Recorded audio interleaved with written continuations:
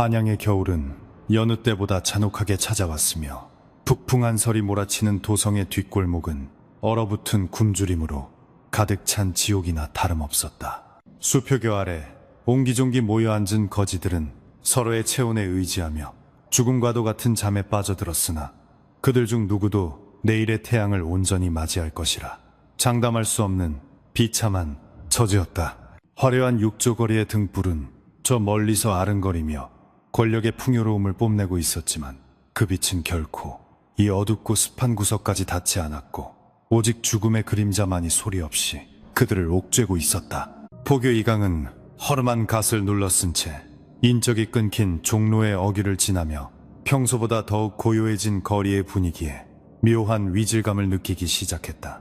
분명 며칠 전까지만 해도 가만히를 뒤집어 쓰고 구걸하던 자들이 하나둘 자취를 감추었으며 남겨진 자리에는 주인을 잃은 낡은 집신장만이 덩그러니 놓여있어 기괴한 정적을 자아내고 있었다. 그는 관아의 상부로부터 치안 유지라는 명목하에 불황자들을 정리하라는 명을 받았으나 지금 눈앞에 펼쳐진 상황은 단순한 강제 이주라고 보기에는 너무나도 철저하고 흔적조차 남지 않은 소멸에 가까웠다. 이강은 골목 끝자락에서 홀로 몸을 떨고 있는 노파에게 다가가 엽전 몇 푼을 던져주며 최근 이 근방에서 사라진 자들이 어디로 갔는지 혹시 아는 바가 있느냐라고 낮게 물었으나 노파는 공포에 질린 눈으로 허공을 응시할 뿐이었다.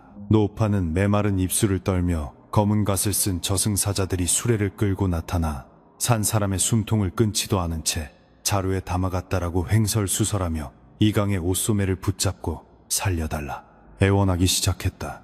이강은 노파의 떨리는 손길에서 형언할 수 없는 살기를 느꼈으며 이 거대한 도성의 어둠 속에 무언가 끔찍한 괴물이 도사리고 있음을 직감했다. 이튿날 포도청의 집무실은 평소와 다름없이 관료들의 무관심과 나태함으로 가득 차 있었으며 이강이 보고한 거지들의 실종 사건은 서류 더미 속에서 아무런 주목도 받지 못한 채 방치되었다. 판관 김석주는 가느다란 눈을 뜨고 이강을 바라보며 한낱 떠돌이 몇 명이 사라진 것이 도대체 무슨 대수라고 이리 소란을 피우는 것이냐.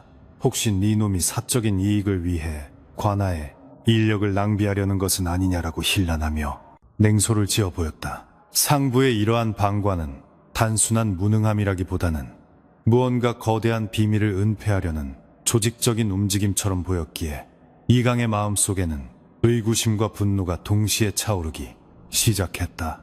이강은 결국 홀로 조사를 계속하기로 결심하고 어둠이 짙게 깔린 한양의 지하 하수도를 뒤지기 시작했는데 그곳에서는 코를 찌르는 악취와 함께 정체불명의 선열 자국이 길게 이어져 있었다. 횃불의 희미한 불빛에 의지해 벽면을 살피던 그는 인간의 장기로 추정되는 핏덩어리가 말라붙은 흔적을 발견하였고 그것이 짐승의 소행이 아니라 날카로운 칼날에 의해 정교하게 도려내진 것임을 확인하고 전율했다.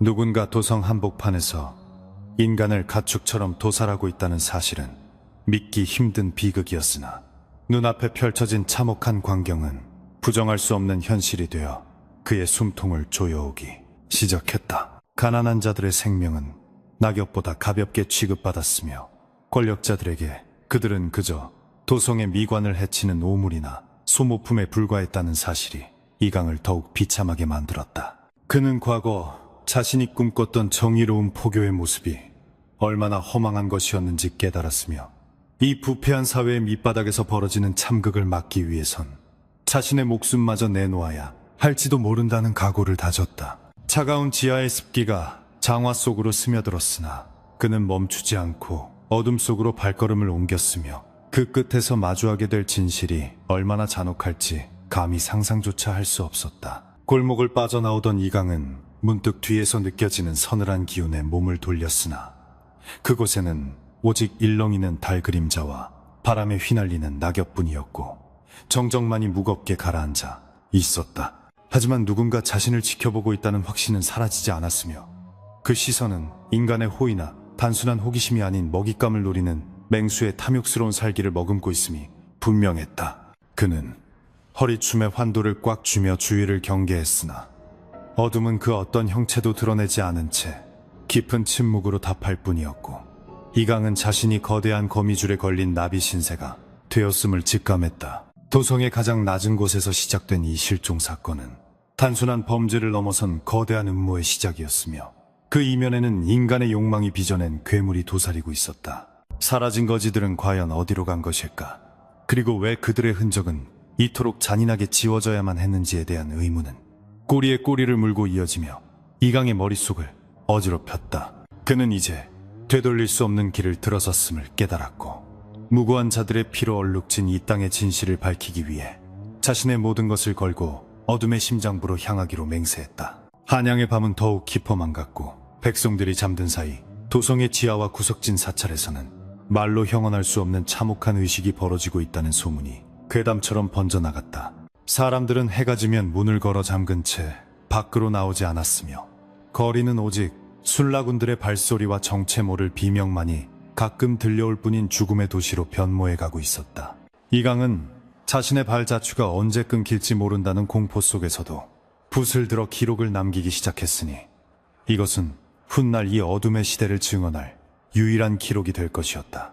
그는 낡은 서신 한 장을 품 안에서 꺼내어 다시 읽어보았는데 그 안에는 인간의 육신을 통해 영생을 얻으려는 자들이 있으니 필히 경계하라는 익명의 경고가 휘갈겨 써져 있었다. 누가 보낸 것인지 알 수 없는 이 짧은 문장은 이강에게 한 줄기 비치자 동시에 거대한 공포의 근원이 되었으며 그는 이제 자신이 상대해야 할 적이 단순히 인간이 아닐 수도 있다는 불안감에 휩싸였다. 하지만 그는 멈출 수 없었으며 만약 자신이 여기서 무너진다면 이 도성의 가난한 영혼들은 영원히 어둠 속에서 고통받으며 사라질 것이기에 그는 다시금 환도의 칼날을 갈며 다가올 밤을 기다렸다. 관아의 창고 깊숙한 곳에서는 주인을 알 수 없는 옷가지들이 산더미처럼 쌓여가고 있었으며 그 옷들에서는 하나같이 비릿한 혈흔과 흙냄새가 진동하고 있었다. 이강은 몰래 창고에 잠입하여 그 옷가지들을 뒤지던 중 자신의 친구이자 동료였던 포교의 호패를 발견하고 충격에 빠져 그 자리에 주저앉고 말았다. 믿었던 동료마저 이 실종 사건에 연루되었거나 혹은 희생되었다는 사실은 그에게 형언할 수 없는 배신감과 슬픔을 안겨주었으며 이제는 관아 내부조차 믿을 수 없는 고립무원의 처지에 놓이게 되었다. 이 거대한 악의 구렁텅이에서 누가 아군이고 누가 적군인지 구별할 수 없는 혼란이 지속되었고 이강은 자신의 그림자조차 의심해야 하는 극도의 신경쇠약 상태에 빠져들었다. 그러나 그의 눈빛만은 더욱 날카롭게 빛났으며 무고하게 희생된 자들의 넋을 달래기 위해서라도 반드시 이 피해 계약을 끊어내겠다는 일념으로 불타오르고 있었다. 한양의 찬바람은 그의 뺨을 스치며 지나갔지만 그의 가슴 속에 타오르는 분노의 불길은 식을 줄 몰랐고 드디어 어둠의 실체가 조금씩 베일을 벗기 시작하며 본격적인 사투에 서막을 알렸다. 이강은 수표교 인근에 무너진 가옥에서 기거하던 아이들이 사라진 경로를 추적하던 중 바닥에 떨어진 기이한 향 주머니를 발견했는데 그것은 일반 평민들은 결코 소지할 수 없는 진귀한 비단으로 만들어진 것이었다. 향 주머니를 열자 코를 찌르는 강렬한 약재 냄새와 함께 말린 인피 조각이 섞여 나왔으며 이를 본 이강은 구역질을 참지 못하고 벽을 짚은 채 거친 숨을 몰아쉬었다. 이것은 단순히 생계를 위해 장기를 파는 수준을 넘어선 어떤 광기 어린 주술이나 연단술의 재료로 인간이 이용되고 있음을 암시하는 증거였기에 그는 사태의 심각성을 다시금 뼈저리게 느꼈다. 어둠 속에서 갑자기 나타난 검은 복장의 사내들이 이강을 포위하기 시작했고 그들의 손에는 달빛에 번뜩이는 날카로운 비수가 들려 있었으며 그들의 눈에는 일말의 자비심도 보이지 않았다. 이강은 침착하게 환도를 뽑아들며 너희들의 배후가 누구냐? 감히 도성 한복판에서 이토록 참혹한 짓을 벌이고도 무사할 줄 알았느냐? 라고 일갈했으나 사내들은 대답 대신 기괴한 웃음소리를 내며 일제히 달려들었다. 좁은 골목길에서 벌어진 치열한 혈투 속에서 이강은 어깨에 깊은 자상을 입었지만 필사적인 반격으로 한 명을 쓰러뜨리고 가까스로 그 자리를 탈출하여 어둠 속으로 몸을 숨겼다. 상처를 움켜쥐고 숨을 헐떡이며 도망치던 이강은 우연히 낡은 약포의 뒷문을 발견하고 그 안으로 뛰어들었으나 그곳은 이미 누군가의 침입으로 인해 아수라장이 되어 있었다. 약포 내부에는 각종 약재들이 어지럽게 흩어져 있었고 방 한가운데에는 붉은 액체가 가득 담긴 커다란 항아리가 놓여 있어 불길한 예감을 더해 주었다.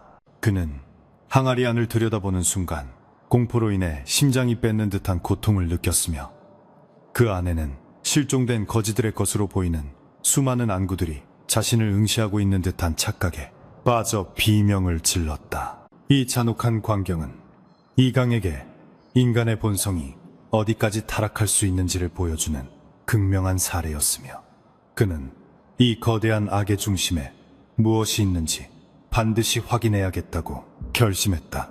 그는 약포의 장부를 뒤져 혈육단이라는 명칭과 함께 그 옆에 적힌 고위 관직자들의 이름 목록을 발견하고 전율했으니 이것은 나라 전체를 뒤흔들 수 있는 거대한 추문의 실체였다. 죽어가는 노인과 병든 부자들에게 젊고 건강한 거지들의 장기를 가공하여 만든 약을 팔아온 이 추악한 사업은 이미 도성의 뿌리 깊은 곳까지 침투해 있었던 것이다. 이강은 장부를 품속에 깊숙이 갈무리하고 약포를 빠져나오려 했으나 이미 밖에서는 관아의 군사들과 정체 모를 자객들이 포위망을 좁혀오고 있어 탈출구는 보이지 않았다. 그는 자신의 목숨이 경각에 달렸음을 깨달았지만 이 장부만큼은 반드시 세상 밖으로 나가야 한다는 사명감에 온 힘을 쥐어짜며 담벼락을 넘기로 결심했다. 뒤에서 들려오는 함성과 화살의 풍절음이 그의 귀를 때렸으나 그는 오직 앞만을 바라보며 달렸고 차가운 겨울바람은 그의 상처를 얼려 통증마저 잊게 할 정도로 매서웠다. 마침내 도성의 성벽 부근에 도달한 이강은 기진맥진하여 쓰러졌으나 그때 어둠 속에서 하얀 소복을 입은 여인이 나타나 그의 손을 잡고 은밀한 지하 통로로 그를 안내하기 시작했다. 그녀의 눈빛은 슬픔으로 가득 차 있었고 손길은 얼음처럼 차가웠지만 이강은 왠지 모를 신뢰감을 느끼며 그녀를 따라 깊은 지하의 미로 속으로 발걸음을 옮겼다. 이곳이 어디인지 그리고 이 여인이 누구인지 물을 겨를도 없이 그는 점차 의식을 잃어갔으며 다만 그녀의 입술에서 흘러나오는 구슬픈 노랫소리가 그의 마지막 의식의 끈을 붙잡고 있었다. 이강이 정신을 차렸을 때 가장 먼저 느껴진 것은 코끝을 찌르는 짙은 약초 냄새와 사방을 감싸고 있는 서늘한 기운이었으며 몸을 움직이려 할 때마다 어깨에 상처가 타는 듯한 고통을 몰고 왔다. 그는 자신이 누워있는 곳이 일반적인 민가가 아니라 수많은 약탕기가 놓인 지하의 비밀스러운 의원임을 깨달았고 희미한 촛불 사이로 정갈하게 정돈된 의료기구들이 달빛을 받아 차갑게 번뜩이는 것을 멍하니 바라보았다. 정신이 점차 맑아지자 그는 자신을 이곳으로 인도했던 소복 차림의 여인이 구석에서 묵묵히 약재를 다듬고 있는 모습을 발견했으며 그녀의 손길은 마치 숙련된 도부수처럼 거침없으면서도 한편으로는 기이할 정도로 정교하고 침착해 보였다. 정신이 드셨습니까? 포교 나리께선 운이 좋으셨던 모양입니다. 라고 여인은 뒤도 돌아보지 않은 채 낮고 차분한 목소리로 말을 건넸으며 그녀의 음성에는 감정의 동요가 전혀 느껴지지 않아 오히려 듣는 이로 하여금 서늘한 긴장감을 자아내게 만들었다. 이강은 떨리는 몸을 간신히 일으켜 세우며 그녀의 정체를 물었으나 여인은 자신을 내의원에서 쫓겨나 떠돌이 신세가 된 의녀 명화라고만 짧게 소개할 뿐 더 이상의 개인적인 질문에는 일절함구하며 이강의 상처를 살피기 위해 다가왔다.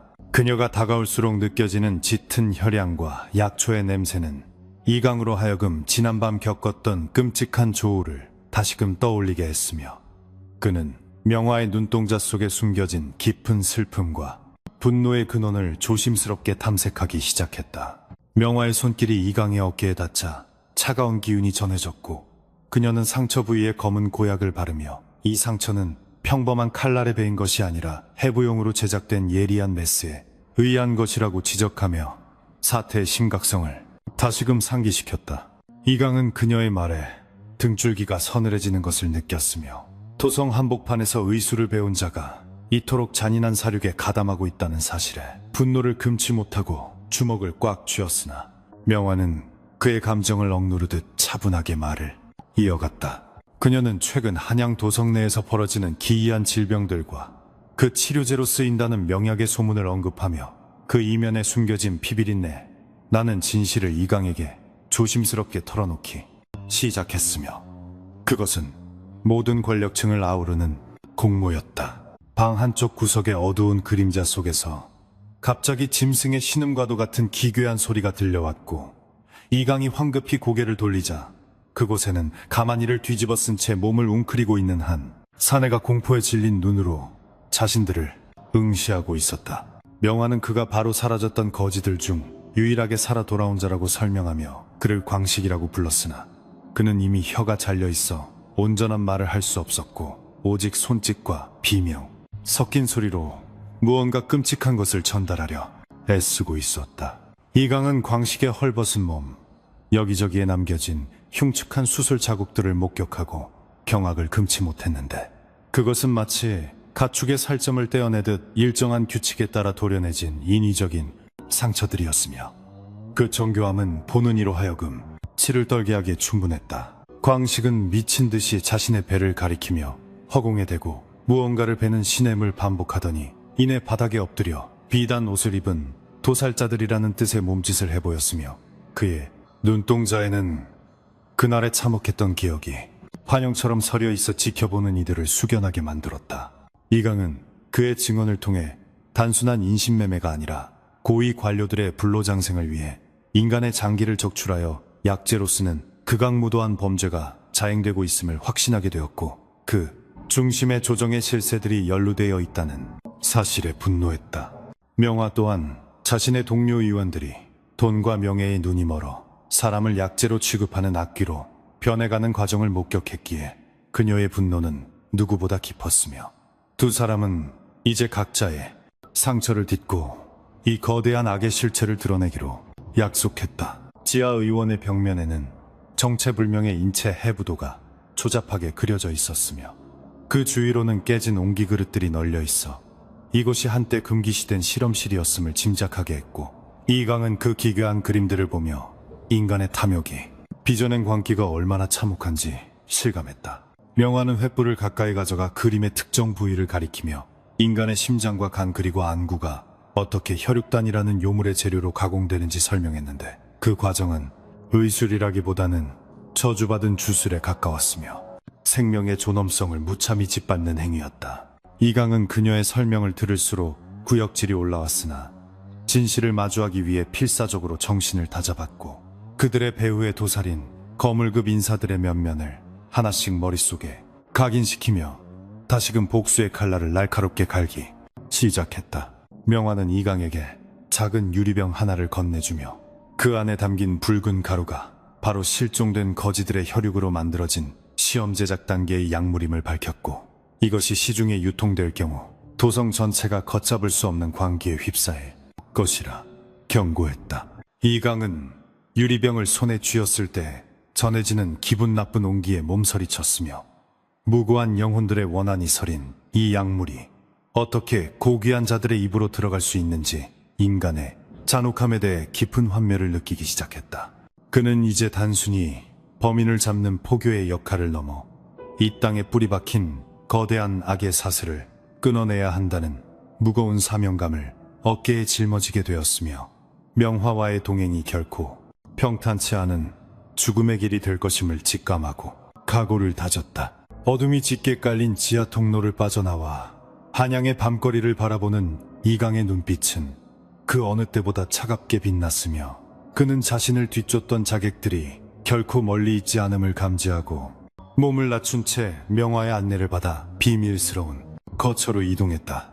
길거리 곳곳에 세워진 장승들은 마치 이 비극적인 참상을 지켜보고 있는 증인처럼 보였고, 바람에 흔들리는 깃발 소리는 억울하게 죽어간 이들의 곡소리처럼 들려 이강의 심장을 날카롭게 핥히며 지나갔다. 그는 품 안의 환도를 다시 한번 점검하며 다가올 새벽의 사투를 준비했고, 명화 역시 소매 속에 숨겨둔 예리한 침과 약병들을 확인하며 결연한 표정으로 이강의 뒤를 따르니 두 그림자는 소리 없이 어둠 속으로 스며들었다. 도성의 번화가인 운종가를 지나며 이강은 화려한 비단 옷을 입고 가마에 올라탄 양반들의 모습을 보았는데, 그들의 인자한 미소 뒤에 숨겨진 추악한 욕망을 상상하자니 온몸의 털이 곤두서는 불쾌함을 지울 수가 없었다. 명화는 낮은 목소리로 저들 중 상당수가 이미 혈육단의 효능에 매료되어 인간의 고기를 탐하는 식인귀로 변모해가고 있다 라고 덧붙였으며, 그 말은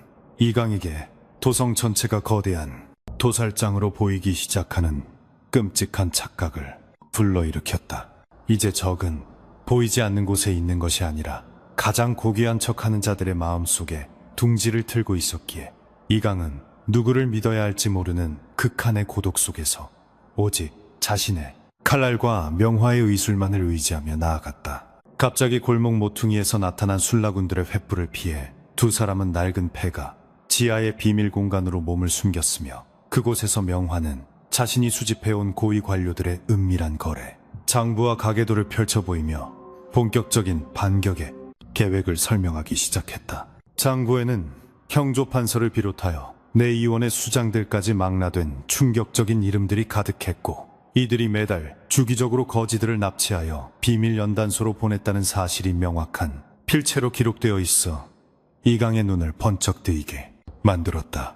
이강은 장부에 적힌 일시와 장소를 꼼꼼히 대조하며 다음 납치가 이루어질 곳이 도성 외곽에 버려진 사찰인 망령사임을 알아냈고 그곳이 바로 인간의 존엄성이 난도질당하는 지옥의 입구임을 직감하며 입술을 굳게 깨물었다. 명화는 이강의 부상 부위를 다시 한번 점검하며 이 싸움은 칼로만 이길 수 있는 것이 아니니 저들의 탐욕이 스스로를 파멸시키게 만들어야 한다라고 조언하며 자신이 조제한 특수한 환각제를 이강에게 건네주어 비상시에 대비하도록 배려했다. 이강은 그녀의 세심함에 감사를 표하면서도 한편으로는 그녀가 겪었을 고통의 세월을 짐작하며 연민의 정을 느꼈으나 지금은 감상에 젖어 있을 때가 아님을 잘 알기에 서둘러 망령사로 향할 채비를 마쳤다. 밖은 여전히 매서운 칼바람이 몰아치고 있었지만 두 사람의 가슴 속에 타오르는 정의와 복수의 불꽃은 그 어떤 혹한도 녹일 만큼 뜨거웠으며 그들은 마지막이 될지도 모르는 서로의 눈빛을 교환한 뒤 어둠이 지배하는 세상 밖으로 발을 내디뎠다. 지하를 빠져나오자마자 들려오는 불길한 까마귀의 울음소리는 마치 이들의 앞날을 예견하는 듯 했으나 이강은 개의치 않고 눈 덮인 산길을 헤치며 망령사를 향해 거침없이 발걸음을 옮겼고 명화는 그림자처럼 그의 뒤를 쫓으며 주위를 경계했다. 산속의 공기는 도성보다 훨씬 차가웠고 나무들 사이로 비치는 희미한 달빛은 기괴한 형상을 만들어내며 두 사람의 신경을 자극했으나 그들은 단 한순간의 망설임도 없이 어둠에 심장부를 향해 전진했다. 멀리서 들려오는 종소리가 망령사의 위치를 알려주자 이강은 환도의 손잡이를 꽉 잡으며 호흡을 가다듬었고 이제 눈앞에 펼쳐질 참혹한 진실과 마주할 준비를 마친 채 숲의 끝자락으로 조심스럽게 몸을 숨기며 다가갔다. 망령사의 정문 앞에는 무장을 한 사내들이 삼엄한 경비를 서고 있었으며 그들의 옷소매에는 관아의 문양과 정체모를 붉은 표식이 새겨져 있어 이곳이 일반적인 사찰이 아니라 권력층의 비밀 기지임을 분명히 보여주고 있었다. 이강은 담장을 넘어 내부로 잠입하기 위해 기회를 엿보던 중 수레 한 대가 사찰 안으로 들어가는 것을 발견했는데 그 위에는 가마니로 덮인 형체들이 가득 실려 있었고 새어나오는 비릿한 혈향이 코를 찔렀다. 그는 수레 밑바닥에 몸을 밀착시켜 안으로 잠입하는 데 성공했으나 그곳에서 마주한 광경은 그가 상상했던 그 어떤 지옥보다도 처참하고 비인간적인 모습이었기에 그는 차오르는 분노와 공포를 억누르며 이를 악물고 상황을 지켜보았다. 사찰의 마당 한가운데에는 거대한 가마솥이 끓고 있었고 그 주위로는 하얀 가운을 입은 의원들이 분주히 움직이며 수레에서 내린 시신들과 아직 숨이 붙어있는 거지들을 구별하여 지하 창고로 끌고 가고 있는 참혹한 모습이었다. 명화는 옆에서 이 광경을 지켜보며 눈물을 흘리는 대신 냉철하게 적들의 위치와 숫자를 파악하여 이강에게 수신호를 보냈으며 두 사람은 완벽한 호흡을 자랑하며 경비병들을 하나둘 소리 없이 제압하고 지하 실험실의 입구까지 도달했다. 지하로 내려가는 계단은 피로 물들어 미끄러웠고 벽면에는 죽어간 이들의 손톱 자국이 선명하게 남아있어 이곳에서 벌어진 고문과 사륙의 강도를 짐작게 했으나 이강은 멈추지 않고 어둠의 가장 깊은 곳을 향해 발을 내디뎠다. 실험실 문 너머로 들려오는 예리한 칼날이 살을 가르는 소리와 고통에 찬 비명은 이강의 이성을 마비시킬 정도로 강력했으나 그는 명화의 차분한 손길에 마음을 다잡고 문을 박차고 들어가 안에서 벌어지는 참극을 중단시켰다. 방 안에는 이미 여러 구의 시신이 해부대에 놓여 있었고 그 중심에는 화려한 비단옷을 입은 한 중년 남성이 만족스러운 표정으로 적출된 장기를 관찰하고 있었는데 그는 바로 이 비극의 주동자 중 한 명인 내이완의 수장이었다.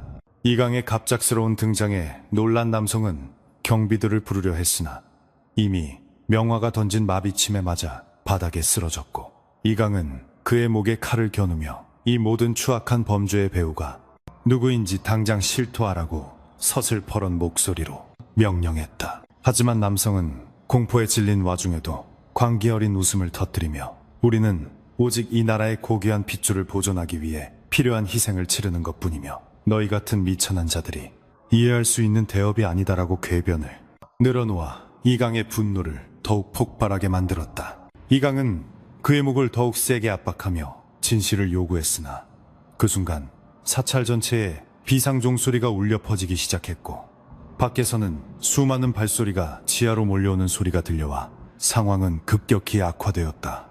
명화는 급히 서류들을 챙기며 탈출로를 찾았고 이강은 몰려오는 적들을 막아서며 먼저 나가서 이 사실을 관아에 믿을 수 있는 자들에게 알려라 라고 외치며 홀로 수십 명의 자객을 상대하기 위해 칼을 뽑아들었다. 좁은 지하 복도에서 벌어진 처절한 혈투 속에서 이강은 온몸에 자상을 입으면서도 단 한 발짝도 물러서지 않았으며 그의 칼끝에서는 무고한 자들의 원한이 서린 푸른 안개가 피어오르는 듯한 기이한 환상이 일어 적들을 공포에 떨게 했다.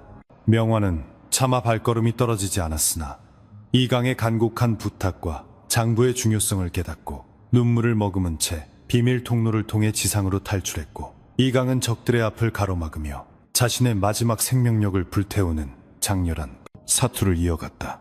어둠 속에서 번뜩이는 칼날의 궤적은 마치 춤을 추듯 화려하면서도 치명적이었고 그는 죽음을 앞둔 순간에도 실종된 거지들의 슬픈 눈망울을 떠올리며 결코 포기하지 않겠다는 의지를 불태우며 어둠 속으로 몸을 던졌다. 망령사의 지하로 통하는 육중한 성문을 열고 들어서자마자 이강의 온몸을 휘감은 것은 단순한 한기가 아니라 수천 명의 원혼이 내뱉는 듯한 서늘하고도 끈적한 살기였으며 코를 찌르는 비릿한 혈향은 이미 인간의 인내심을 시험하는 한계를 넘어서고 있었다.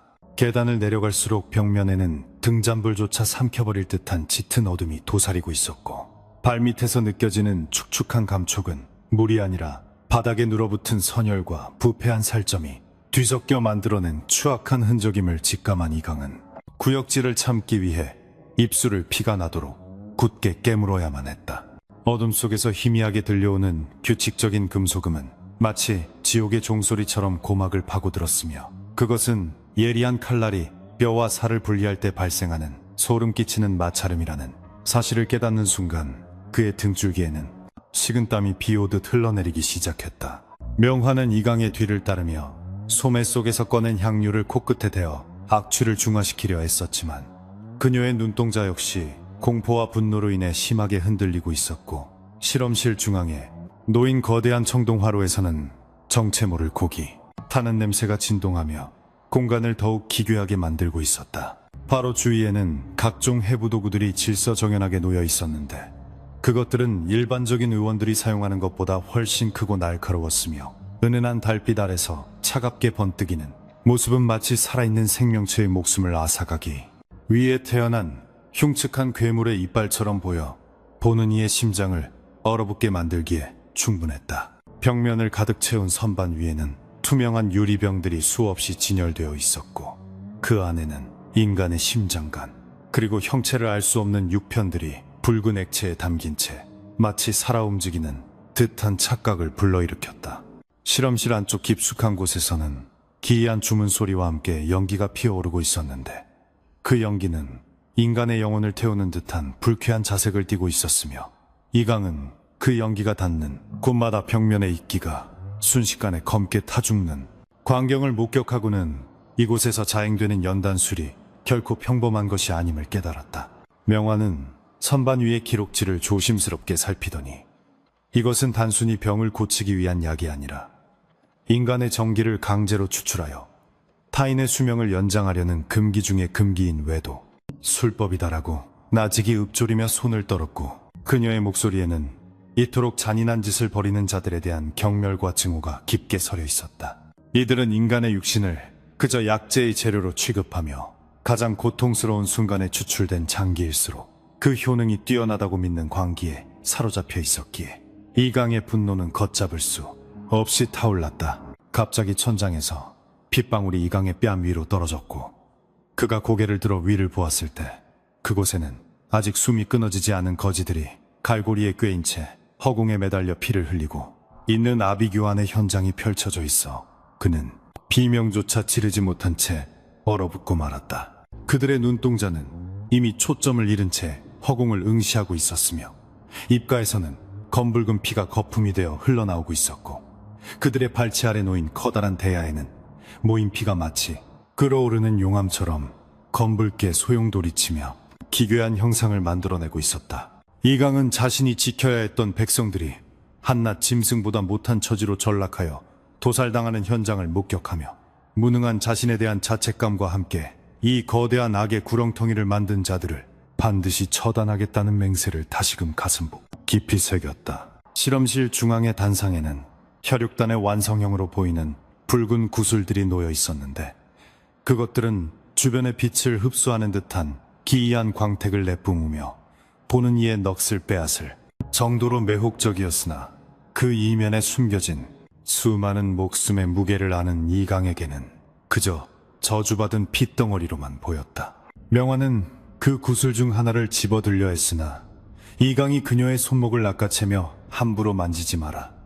저 물건에는 인간의 원한이 서려 있어 자칫하면 정신을 잃고 미쳐버릴 수도 있다라고 경고하며 그녀를 뒤로 물러나게 했고, 사람은 주위의 경비병들이 눈치채지 못하도록 숨소리를 죽인 채 실험실의 핵심 정보를 담은 비밀 장부를 찾기 위해 조심스럽게 움직였다. 어둠 속에서 갑자기 나타난 한 사내가 기괴한 웃음소리를 내며 이강의 앞을 가로막았는데, 그는 머리가 허옇게 센 노인이었으나 몸에서는 젊은이 못지않은 강한 기력이 느껴졌고, 그의 손에는 인피로 감싼 기이한 지팡이가 들려 있어 예사롭지 않은 인물임을 짐작게 했다.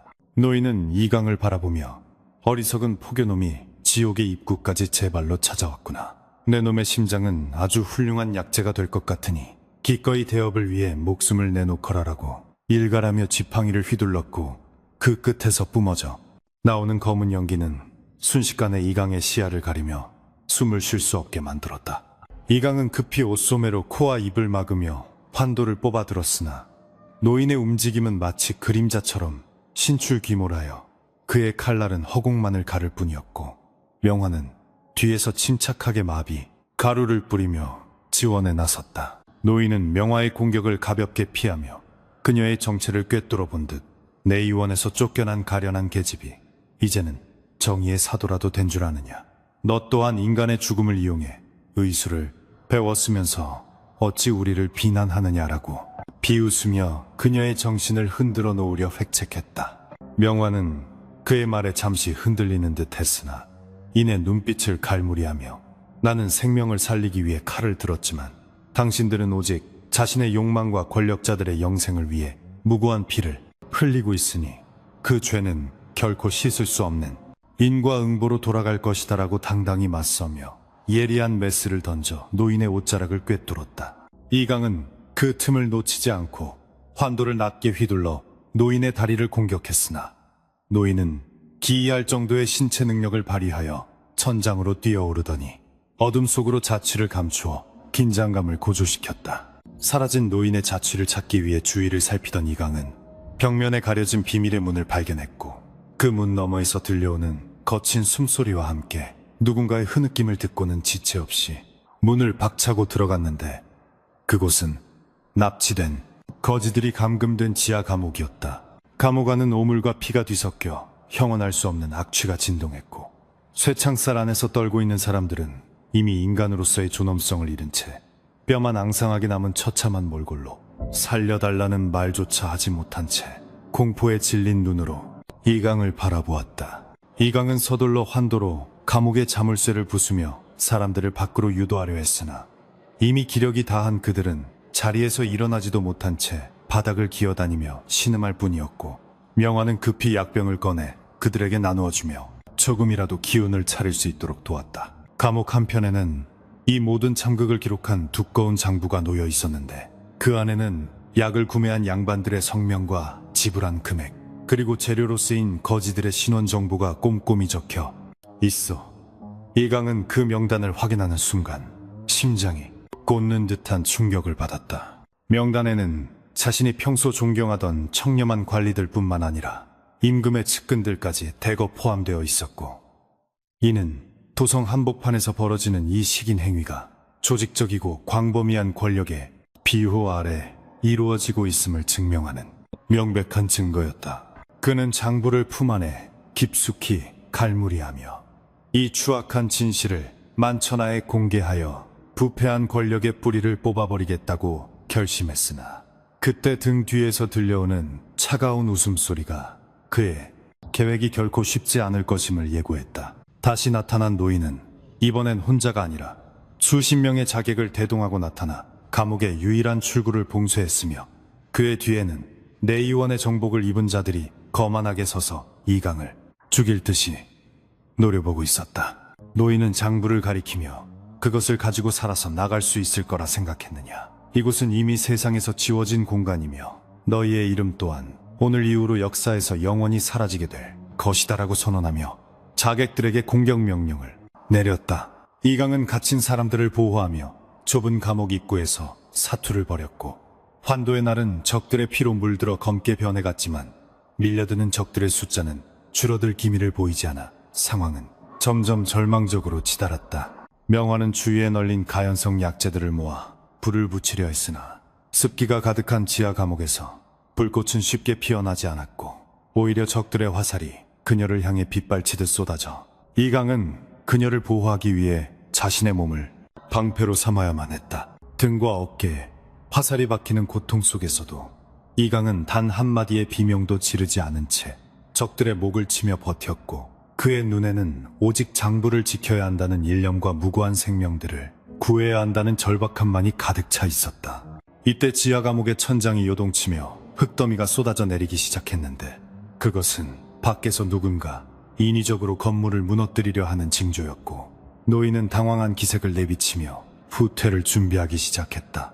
건물이 붕괴될 위험에 처하자 자객들은 혼란에 빠져 흩어지기 시작했고, 이강은 그 틈을 타 명화와 생존자들을 이끌고 무너지는 잔해를 피해 비밀 통로로 추정되는 하수구 구멍으로 몸을 던졌다. 등 뒤에서는 굉음과 함께 망령사의 지하 실험실이 매몰되는 소리가 들려왔으며, 이강은 폐허 속에 묻히는 진실의 조각들을 떠올리며 안타까워했으나 품 안의 장부만큼은 온전히 보존했다는 사실에 안도하며 어둠 속을 헤엄쳐 나갔다. 하수구의 물은 얼음처럼 차가웠고 상처 부위가 쓰라려 정신이 아득해졌으나 그는 명화의 손을 끝까지 놓지 않았으며 마침내 도성 밖 개천가로 연결된 출구를 통해 지상으로 기어 나올 수 있었다. 밤하늘에 떠있는 달은 아무 일도 없었다는 듯 평화롭게 빛나고 있었지만, 이강의 가슴 속에는 지옥의 불길보다 더 뜨거운 분노가 소용돌이치고 있었고, 그는 젖은 옷을 짜낼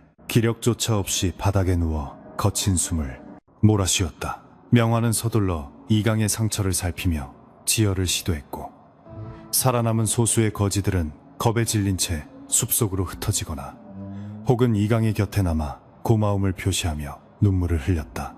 이강은 품 안에서 피로 얼룩진 장부를 꺼내어 달빛에 비추어 보았고, 그 안에 적힌 이름들이 하나씩 자신의 뇌리에 박히며 앞으로 벌어질 피해 숙청을 예고하는 서막이 올랐음을 직감하며 눈을 감았다. 이제 그는 단순히 한 명의 포교가 아니라 이 썩어빠진 나라의 심장부를 도려낼 칼날이 되어야 했으며, 그 길은 지금까지 겪어온 고통보다 훨씬 더 처절하고 외로운 투쟁이 될 것임을 잘 알고 있었다. 명화는 이강의 손을 잡으며 이제 시작일 뿐입니다. 저들이 감추려 했던 진실은 이미 우리의 손에 들어왔으니 이제는 저들의 심장부에 이 칼을 꽂아야 할 시간입니다라고 조용히 읊조렸고, 그녀의 눈빛은 복수심을 넘어선 어떤 숭고한 결의로 가득 차 있었다. 한양의 새벽은 차갑게 밝아오고 있었지만 이강과 명화가 마주해야 할 어둠은 여전히 깊고 넓었으며 그들은 다시금 신발끈을 조여매고 저 멀리 보이는 도성의 성벽을 향해 천천히 발걸음을 옮기기 시작했다. 도성 안으로 잠입한 그들은 이미 수배령이 내려져 관아의 군사들이 자신들을 쫓고 있다는 사실을 알게 되었고 이제는 믿을 수 있는 유일한 인물인 전직 포도대장 장천을 찾아가기로 결심했다. 장천은 과거 권력 싸움에 휘말려 낙향한 인물이었으나 의협심만은 누구보다 강했기에 이강은 그에게 이 장부를 전달하고 진실을 밝힐 기회를 얻고자 했으며 그 과정에서 벌어질 수많은 장애물과 배신을 각오했다. 그림자 속에서 그들을 지켜보는 수많은 눈동자가 느껴졌지만 이강은 이제 더 이상 두려워하지 않았으며 그의 손에 들린 환도는 정의의 이름으로 부패한 권력을 심판하기 위해 그 어느 때보다 날카로운 빛을 바라며 다가올 고난을 정면으로 마주했다. 어둠이 깊게 깔린 한양의 거리는 차가운 빗줄기에 씻겨 내려가고 있었으나 그 비릿한 혈양만은 결코 지워지지 않은 채 이강의 옷자락 끝에 매달려 그의 정신을 어지럽게 만들고 있었다. 품 안의 장부는 마치 수천 명의 원혼이 깃든 듯 무겁게 느껴졌으며 그는 빗물에 젖어 희미해진 글자들을 손으로 더듬으며 자신이 마주한 거대한 악의 실체에 대해 다시금 몸서리치지 않을 수 없었다. 이강은 옆에서 가쁜 숨을 몰아쉬는 명화를 바라보며 우리가 가야 할 길이 결코 평탄치 않음을 직감했고 저 멀리 보이는 육조거리의 화려한 불빛 뒤에 숨겨진 추악한 욕망을 향해 칼날을 고쳐잡았다. 장천의 사전은 도성 변두리의 퇴락한 기와집이었으나 입구에 들어서는 순간 느껴지는 삼엄한 기운은 이곳의 주인이 비록 낙향했을지언정 여전히 날카로운 이빨을 숨긴 맹수임을 증명하고 있었다. 이강은 문을 두드리는 대신 특유의 신호로 자신의 존재를 알렸고 잠시 후 삐걱거리는 문소리와 함께 나타난 장천은 이강의 처참한 몰골과 그 옆에 의녀를 번뜩이는 눈빛으로 훑어보며 아무런 말 없이 안쪽 방으로 그들을 인도했다. 방 안에는 오직 한 자루의 촛불만이 일렁이고 있었으며 장천은 이강이 내민 혈액으로 얼룩진 장부를 펼쳐드는 순간 평소의 침착함을 잃고 손을 가늘게 떨며 경악을 금치 못하는 표정을 지었다. 장천은 장부의 첫 장에 적힌 형조판서 김익중의 이름을 손가락으로 짚으며 이 자는 이미 오래전부터 원인 모를 괴질에 걸려 피부가 썩어 들어가는 고통 속에 살고 있었으나 최근 갑자기 회춘했다는 소문이 돌았다라고 낮게 읊조렸다. 그는 이 믿기 힘든 기록들이 단순한 모함이 아니라 권력의 심장부에서 벌어지는 조직적인 식인 행위임을 깨닫고는 분노로 인해 목핏대를 세웠으며 이강에게 이 사실이 조정에 알려질 경우 벌어질 피바람에 대해 엄중히 경고했다. 명화는 김익중이 복용했다는 약재의 성분을 분석하며 그것이 인간의 태아와 심장을 다려 만든 저주받은 영약임을 밝히며 인과응보의 두려움을 모르는 자들의 광기를 비판했다. 그때 갑자기 사저의 담벼락 너머로 수십 개의 횃불이 일렁이기 시작했고 이강의 옛 동료이자 신복이었던 최포교의 목소리가 정적을 깨며 이강 포교는 대역죄인의 신분이니 순순히 나와 포박을 받으라 라고 서슬퍼런 명령을 내렸다. 최포교는 평소 이강과 형제처럼 지내던 사이였으나 그의 목소리에는 일말의 망설임도 없었으며 오히려 공을 세워 출세하려는 탐욕스러운 열망만이 가득 차 있어 이강의 가슴에 비수를 꽂는 듯한 쓰라린 배신감을 안겨주었다. 장천은 환도를 고쳐 잡으며 권력의 개가 되어 형제를 무는구나. 내 놈이 오늘 이곳에서 살아서 나가지 못할 것임을 내 손으로 증명해 보이겠다 라고 일갈하며 문을 박차고 나갔다. 마당으로 쏟아져 나온 이강은 빗속에서 자신을 애워싼 포졸들의 눈빛이 이전과는 달리 살기로 가득 차 있음을 발견했으며 그들 뒤에는 형조판서의 가신들이 검은 복면을 쓴 채 어둠 속에 몸을 숨기고 있었다. 최포교는 비릿한 미소를 지으며 이강에게 다가와 형님도 참으로 눈치가 없으십니다. 판서 어른께서 내리신 혈육단 하나리면 평생의 부귀영화는 물론이고 죽어가는 목숨도 살릴 수 있는데 어찌 이리 미련한 짓을 하십니까? 라고 조롱했다. 그는 이미 판서와 피해 계약을 맺고 동료들의 목숨을 팔아넘긴 배신자였으며 그의 손에 들린 칼날은 이미 무고한 자들의 피로 검게 물들어 있어 보는 이의 공포를 자아냈다. 이강은 차오르는 분노를 억누르며 내 놈이 탐하는 그 영약이 인간의 살점을 도려내 만든 고기 덩어리라는 사실을 알고도 그토록 뻔뻔하게 구느냐라고 소리쳤으나 최포교는 오히려 광기 어린 웃음을 터뜨리며 공격 신호를 내렸다. 빗속에서 벌어진 치열한 난전 속에서 장천은 노련한 검술로 몰려드는 포졸들을 제압해 나갔고 이강은 최포교의 칼날을 받아내며 필사적인 사투를 벌였으나 수적인 열세와 배신에 충격으로 인해 점차 뒤로 밀리기 시작했다. 명화는 방 안에서 장부를 지키며 자신이 조제한 독가루를 창밖으로 뿌려 자객들의 시야를 어지럽혔으나 적들의 공세는 멈출 줄 몰랐고 상황은 급격히 악화되어 갔다. 최포교의 칼날이 이강의 옆구리를 스치며 선혈이 낭자하게 튀었고 이강은 고통을 참으며 그의 가슴팍을 걷어찬 뒤 환도를 낮게 휘둘러 최포교의 다리에 깊은 자상을 입히는데 성공했다. 쓰러진 최포교는 고통의 비명을 지르면서도 품 안에서 붉은빛이 감도는 알약을 꺼내 입에 넣었으며 그 순간 그의 눈동자가 핏빛으로 변하며 인간으로서 낼 수 없는 기괴한 기운을 뿜어내기 시작했다. 이것이 바로 혈육단의 진정한 공포였으니 그것을 복용한 자는 잠시 동안 고통을 잊고 괴력을 발휘하게 되지만 그 대가로 인간의 이성을 잃고 피에 굶주린 괴수로 변모하게 되는 주술적인 계약이었던 것이다. 괴수로 변해버린 최포교는 부서진 다리로도 기이하게 움직이며 이강에게 달려들었고 그의 손톱은 마치 맹수의 발톱처럼 길어져 이강의 가슴팍을 사정없이 앓히어 깊은 상처를 남겼다. 이강은 자신의 동료가 인간의 존엄성을 버리고 괴물이 되어버린 광경에 형언할 수 없는 슬픔을 느꼈으나 여기서 무너진다면 더 많은 희생자가 생길 것임을 알기에 눈물을 머금고 칼끝을 그의 심장에 겨누었다. 장천은 뒤에서 몰려드는 자객들을 막아서며 이강에게 어서 탈출하라고 외쳤지만 이강은 끝내 자신의 손으로 이 비극적인 연을 끊어내기 위해 최포교의 목을 향해 마지막 일격을 가했다. 차가운 빗물과 뜨거운 피가 뒤섞인 마당. 한복판에서 최포교의 머리가 바닥으로 떨어졌고 그가 흘린 피는 일반적인 인간의 것보다 훨씬 더 검고 끈적거려 대지를 오염시키는 듯한 불쾌한 기운을 내뿜었다. 이강은 거친 숨을 몰아쉬며 무릎을 꿇었으나 장천이 급히 그의 팔을 붙잡아 일으켜 세우며 지금 슬퍼할 겨를이 없다. 판서의 본진이 이곳을 향해 오고 있으니 어서 뒷길로 피해야 한다라고 재촉했다. 두 사람은 명화와 함께 장부를 챙겨 사저 뒷산의 비밀 통로로 몸을 숨겼으며 뒤늦게 도착한 형조 판서의 사병들은 불타오르는 사저를 바라보며 분노의 함성을 질러 대기 시작했다. 숲속을 헤치며 도망치던 이강은 자신의 손에 묻은 동료의 피를 바라보며 권력이라는 이름의 괴물이 인간을 얼마나 처참하게 망가뜨릴 수 있는지 뼈저리게 실감했고 그 배후에 있는 김익중을 반드시 처단하겠노라 맹세했다.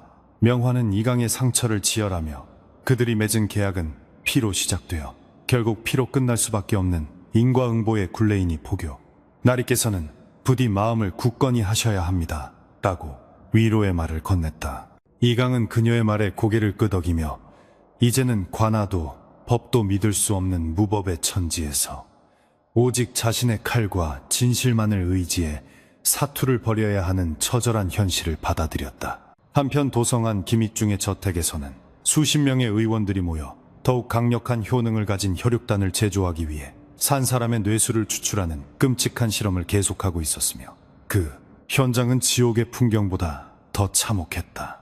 김익중은 거울 속에 비친 자신의 일그러진 얼굴을 보며 조금만 더 있으면 영생의 길에 들어설 수 있는데 저 미천한 포교놈이 대업을 방해하려 드는구나 라고 중얼거리며 이강에 목에 거액의 현상금을 걸고 살인 청부업자들을 소집했다. 탐욕에 눈먼 권력자들은 이미 인간이기를 포기한 채 오직 타인의 생명을 갈취하여 자신의 수명을 늘리는 것에만 혈안이 되어 있었기에 도성 전체는 보이지 않는 피의 공포에 짓눌려 있었다.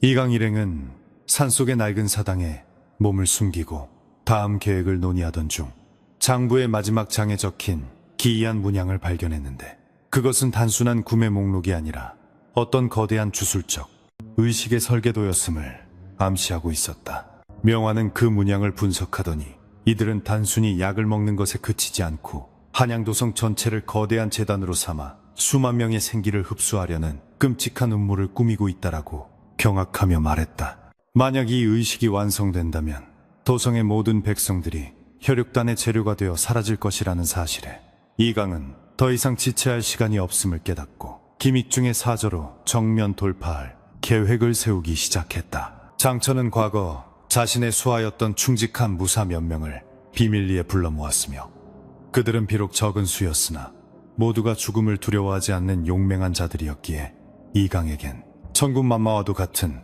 큰 힘이 되었다. 이강은 그들에게 장부의 진실을 알리고 이번 싸움이 나라의 운명을 건 사투임을 강조하며 만약 자신이 돌아오지 못한다면 이 기록을 반드시 전국에 배포해달라는 유언과도 같은 부탁을 남겼다. 무사들은 이강의 결연한 태도에 감동하여 목숨을 건 충성을 맹세했으며 명화 역시 자신이 가진 모든 의술과 독극물을 동원하여 적들을 무너뜨릴 만반의 준비를 갖추고 새벽이 오기를 기다렸다. 새벽녘 안개가 자욱하게 깔린 한양도성의 성문은 평소보다 더욱 삼엄한 경비가 펼쳐지고 있었으나 이강 일행은 미리 포섭해둔 수문장의 도움을 받아 소리 없이 도성 안으로 잠입하는 데 성공하여 형조 판서의 사저 근처까지 도달했다. 판서의 집 담벼락 너머에서는 여전히 비릿한 피냄새와 기괴한 연기가 피어오르고 있었으며 안쪽에서 들려오는 신음소리는 이곳이 살아있는 자들의 무덤임을 다시 한번 상기시켜 주었다. 이강은 환도의 날을 다시 한번 점검하며 옆에 선 동료들의 눈빛을 확인했고 이제 되돌릴 수 없는 피해 전쟁터로 발을 내딛기 위해 깊은 숨을 들이마시며 공격의 순간만을 노리고 있었다. 담장을 넘어 침투한 이강의 칼끝은 가장 먼저 경비를 서던 자객의 목덜미를 베어 넘겼고 소리 없는 죽음이 저택 구석구석으로 번져나가기 시작하자 저택 안은 순식간에 아수라장으로 변하며 처절한 비명이 울려 퍼졌다. 장천과 무사들은 마당에서 적들의 주력 부대를 유인하며 길을 열었고 이강과 명화는 그 틈을 타 판서의 침소가 있는 가장 안쪽 건물인 영생각을 향해 거침없이 질주해 나갔다. 가는 길목마다 인간의 장기가 널려있고 벽면은 피로 칠해진 참혹한 광경이 펼쳐졌으나 이강은 눈 하나 깜짝하지 않고 오직 김익중의 목을 겨냥하며 어둠 속을 가로질러 나갔다. 마침내 영생각의 문을 박차고 들어간 이강의 눈앞에는 거대한 혈지 속에 몸을 담근 채 기괴한 형상으로 변해가는 김익중의 모습이 나타났으며 그는 이미 인간의 형체를 잃어버린 끔찍한 괴물로 변모해 가고 있었다. 김익중은 이강을 보며 내 놈의 피가 마지막 재료가 될 것이다. 영생의 문턱에서 나를 방해한 죄를 내 놈의 영혼까지 찢어서 갚게 해주마라고 저주 섞인 함성을 내지르며 혈지 속에서 솟구쳐 올랐다. 이강은 그 압도적인 살기 앞에 잠시 주춤했으나 품 안의 장부에서 흘러나오는 수천 명 원혼의 울음소리를 들으며 칼날을 곧게 세웠고 이제 이 지옥 같은 연단을 끝내기 위한 최후의 사투가 시작되었다. 김익중의 몸에서는 검은 연기가 뿜어져 나와 이강의 시야를 가렸고 그의 손등에서는 날카로운 뼈칼이 돋아나 이강의 어깨를 깊숙이 찌르며 파고들었으나 이강은 아픔조차 잊은 채 김익중의 가슴팍을 향해 환도를 찔러 넣었다. 하지만 이미 괴물이 된 김익중에게는 일반적인 칼날이 통하지 않았으며 그는 이강의 목을 움켜쥐고 공중으로 들어올리며 비릿한 숨결을 내뱉어 이강을 질식시키려 획책했다. 그때 명화가 던진 강력한 부식성 약액이 김익중의 눈에 적중하며 기회가 생겼고 이강은 그 틈을 놓치지 않고 자신의 온 체중을 실어 환도의 손잡이를 끝까지 밀어넣어 괴물의 심장을 꿰뚫어 버렸다. 쾌성을 지르며 쓰러지는 김익중의 몸에서 뿜어져 나온 검은 피는 영생각의 바닥을 녹여내렸고 이강은 지쳐 쓰러지면서도 괴물의 숨통이 완전히 끊어지는 것을 확인하기 위해 눈을 부라린 채 끝까지 지켜보았다. 김익중의 육신은 순식간에 노화되어 한 줌의 재로 변해 사라졌으며 그가 추구했던 영생의 꿈은 결국 허망한 죽음으로 끝을 맺었으나 그가 남긴 피의 계약은 여전히 한양의 어둠 속에 깊은 상처를 남기고 있었다.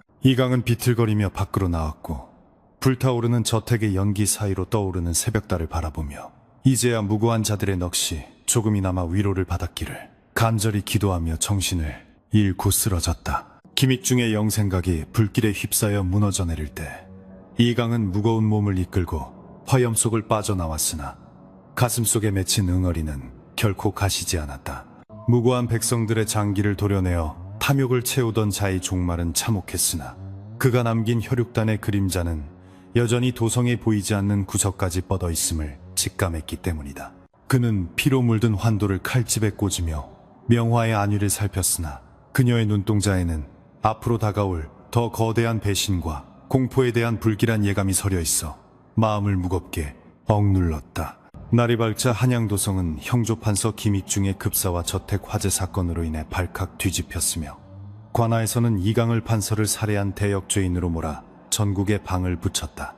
어제까지 정의를 위해 싸웠던 포교 이강은 이제 하루아침에 나라를 뒤흔든 흉악범으로 전락하여 추포의 대상이 되었고, 그가 밝히려 했던 진실은 권력자들의 조직적인 은폐 속에 묻혀버릴 위기에 처했다.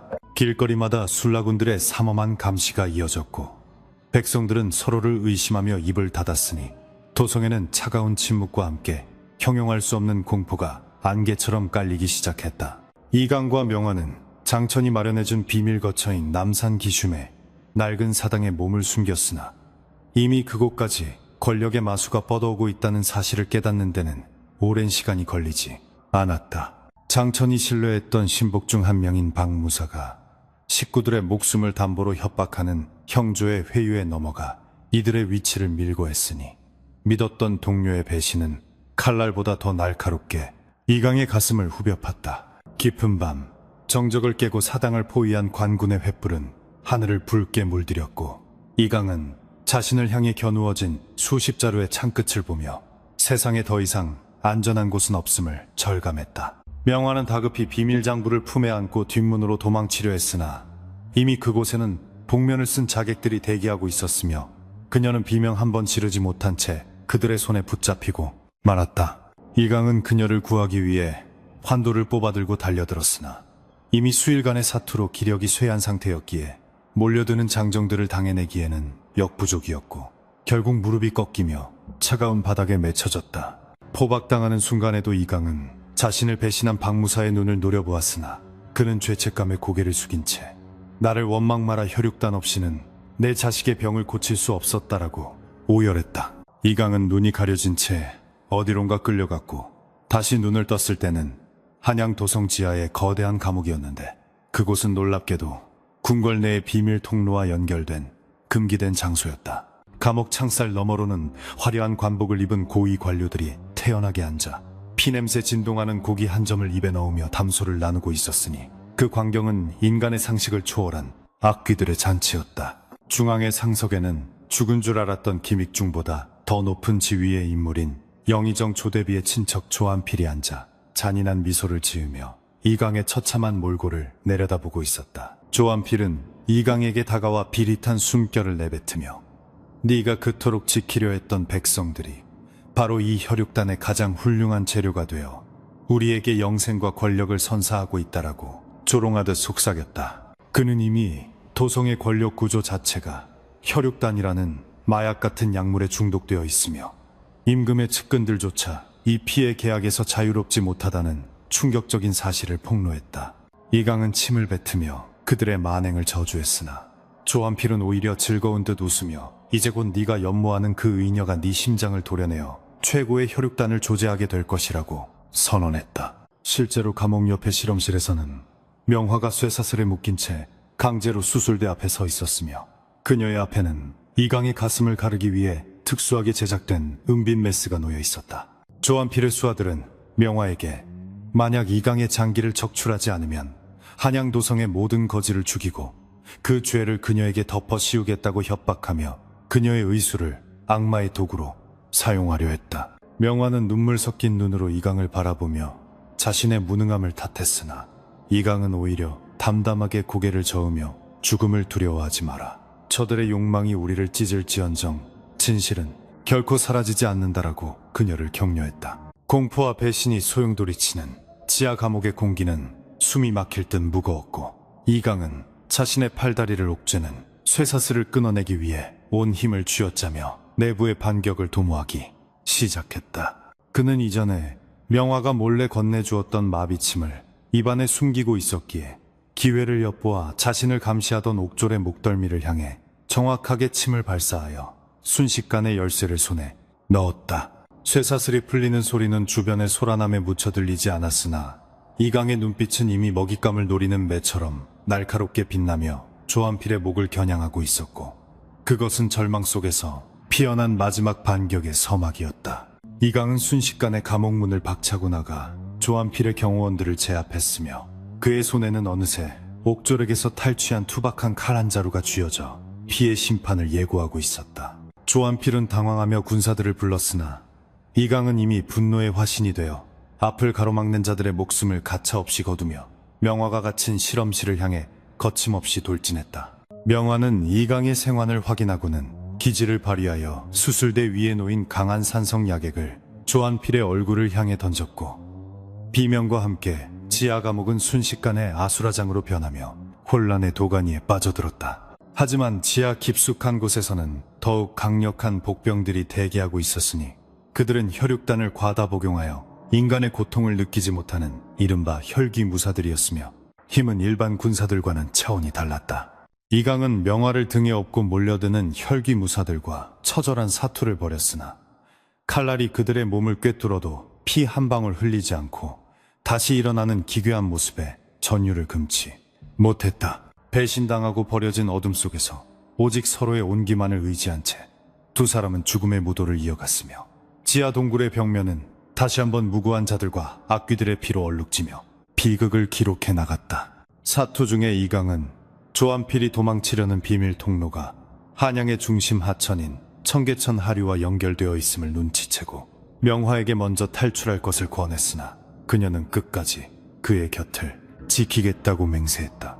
명화는 자신이 가지고 있던 마지막 해독제를 이강의 상처에 부으며 이약이 잠시나마 혈기들의 살기를 억제해 줄 것이니 제발 무사히 이곳을 빠져나가야 한다라고 간절하게 빌었고, 두 사람은 서로의 손을 꼭 잡은 채 거대한 물줄기가 쏟아지는 하수구 안으로 몸을 던졌다. 뒤에서 들려오는 혈기들의 울음소리와 조한필의 악에 바친 고함은 폭포 소리에 묻혀 멀어져 갔지만 공포의 그림자는 여전히 그들을 집요하게 뒤쫓고 있었다. 물 밖으로 간신히 기어나온 이강은 도성 곳곳에 혈육단의 부작용으로 미쳐버린 백성들이 서로의 살점을 뜯어먹는 참혹한 광경을 목격하고는 권력의 탐욕이 불러온 종말이 이미 시작되었음을 깨달았다. 도성은 이제 화려한 수도가 아니라 살아있는 시체들이 배회하는 거대한 공동묘지로 변해가고 있었으며, 조정의 대신들은 궁궐문을 걸어 잠근 채 자신들만의 영생을 위해 마지막 남은 혈육단을 소모하고 있었다.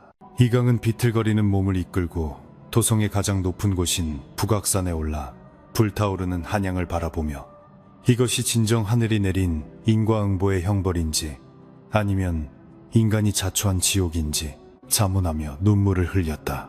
배신은 가장 가까운 곳에서 시작되었고 공포는 가장 고귀한 자들의 마음속에서 싹 다무나 그 피해는 오직 아무 죄 없는 백성들의 몫이었기에 이강의 분노는 이제 개인의 복수를 넘어 시대의 비극으로 향했다.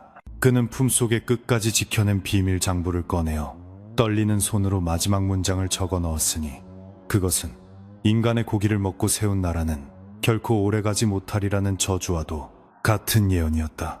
명화는 그의 곁에서 상처 입은 새처럼 몸을 떨고 있었으나 그녀의 눈빛만은 이 모든 어둠을 끝내겠다는 결연한 의지로 타오르고 있었고, 두 사람은 다시 한번 마지막이 될지도 모르는 사투를 준비하기 위해 어둠 속으로 스며들었다. 이제 이강에게 남은 것은 오직 한 자루에 부러진 칼과 명화의 눈물뿐이었으나 그는 오히려 모든 것을 잃었기에 비로소 진정한 정의의 무게를 깨달았으며 부패한 권력의 심장부를 도려내기 위한 최후의 발걸음을 옮겼다. 도성 사방에서 들려오는 비명은 그에게 빨리 움직이라는 재촉처럼 들렸고, 그는 이제 자신의 목숨을 제물로 삼아 이 피의 연쇄를 끊어내겠다는 단호한 결심과 함께 궁궐의 가장 깊숙한 곳 만악의 근원인 편전으로 향했다. 차가운 새벽바람은 그의 찢긴 옷자락을 스쳐 지나갔으나 그의 심장은 그 어느 때보다 뜨겁게 동동거리며 다가올 인과응보의 시간을 향해 거침없이 달려가고 있었다. 궁궐의 정문인 광화문 앞에는 이미 정신을 잃고 식인기로 변해버린 수많은 군사와 백성들이 뒤엉켜 아수라장을 이루고 있었으며, 이강은 그들의 시체를 밟고 서서 닫힌 문을 향해 포효했다.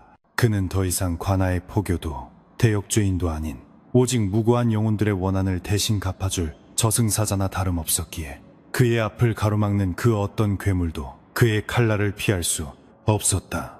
명화는 뒤에서 연기를 피워 식인귀들의 후각을 마비시키며 이강의 길을 열어주었고, 두 사람은 마침내 핏빛으로 물든 궁궐의 앞마당에 발을 들여놓으며 이 처절한 서사의 대미를 장식할 준비를 마쳤다. 핏빛으로 물든 경복궁의 근정전은 더 이상 왕조의 위엄을 상징하는 공간이 아니었으며, 그곳에는 오직 타인의 살점을 담아다 괴물로 변해버린 권력자들의 추악한 비명과 피비린내, 나는 광기만이 가득 차 소용돌이치고 있었다. 이강은 부러진 환도를 지팡이 삼아 한 걸음씩 보좌를 향해 나아갔고, 그의 발치에는 이미 인간의 형상을 잃고 썩어가는 고관대작들의 시신이 즐비하여 이곳이 지옥의 중심부임을 다시금 증명하며 보는 이의 심장을 얼어붙게 만들었다. 명화는 그의 뒤에서 마지막 남은 향료를 태워 공기 중의 도끼를 정화하려 애썼으나, 이미 도성 전체에 퍼진 식인귀들의 통곡 소리는 궁궐의 높은 담장을 넘어 하늘을 찌르고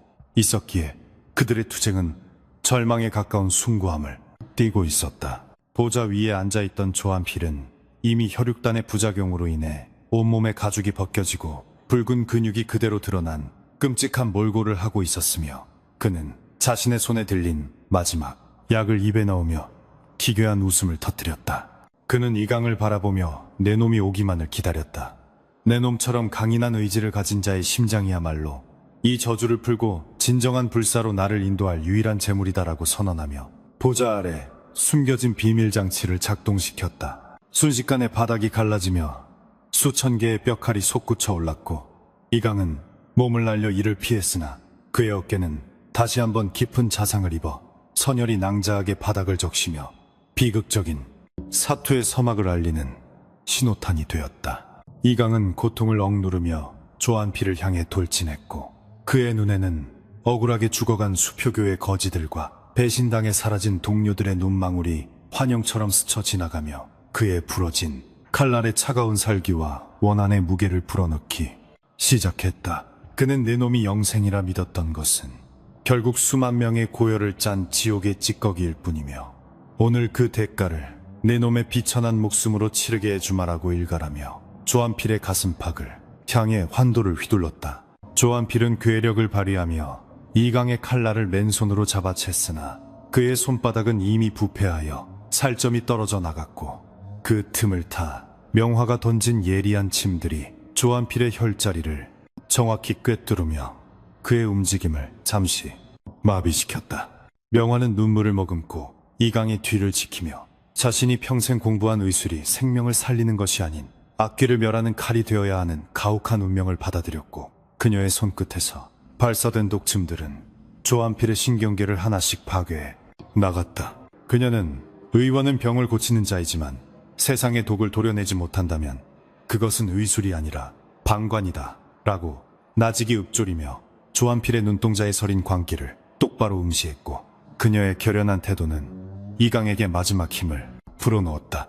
조한필은 비명을 지르며 자신의 목을 긁어댔으나 이미 그의 체내에서 폭주하기 시작한 혈육단의 독소는 그의 오장육부를 녹여내리며 진정한 인과응보가 무엇인지 뼈저리게 보여주는 참혹한 광경을 연출하고 있었다. 조한필의 몸이 풍선처럼 부풀어 오르며 검은 연기를 내뿜기 시작하자 궁궐의 천장에서는 묵직한 대들보가 무너져 내렸고, 이강은 이 기회를 놓치지 않고 조한필의 심장을 향해 부러진 환도의 손잡이를 끝까지 밀어넣어 최후의 일격을 가했다.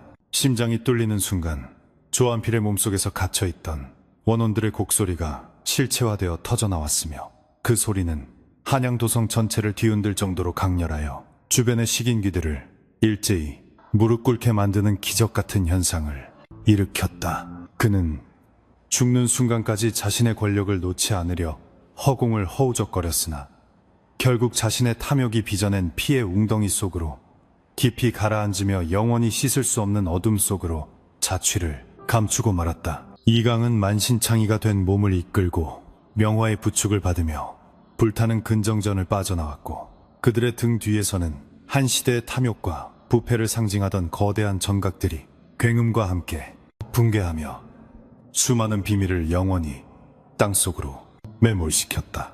도성 밖으로 이어지는 길목에는 여전히 광기에 사로잡힌 자들이 배회하고 있었으나 주동자가 사라지자 그들의 힘도 급격히 약해졌고 이강은 그들의 눈동자에서 비로소 이성이 돌아오는 기이한 현상을 목격하며 깊은 한숨을 내쉬었다. 그는 품 안의 비밀 장부를 다시 한번 확인하며 이것이 훗날 또 다른 탐욕이 싹틀 때를 경계할 수 있는 유일한 증거가 되기를 바라며 피 묻은 손으로 장천의 표식을 새겨 어둠 속에 남겨두었다.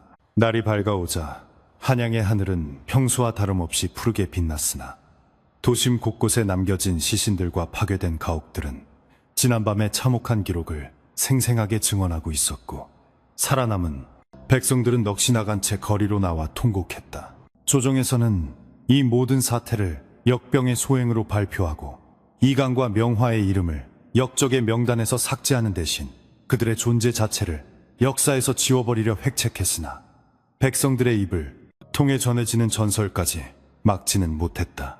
이강은 더 이상 관직에 연연하지 않고 명화와 함께 정처 없는 길을 떠나기로 결심했으며 그들의 뒷모습은 새벽 안개 속으로 서서히 스며들어 마치 처음부터 존재하지 않았던 유령처럼 고요히 사라져가며 비극을 마무리 지었다. 세월이 흘러 한양의 거지들이 실종되었던 그 끔찍한 사건은 사람들 사이에서 식인귀의 난이라는 괴담으로만 전해지게 되었으며 그 진실을 담은 이강의 장부는 어느 깊은 산속 사찰의 불상 밑에 숨겨져 세상의 눈을 피했다.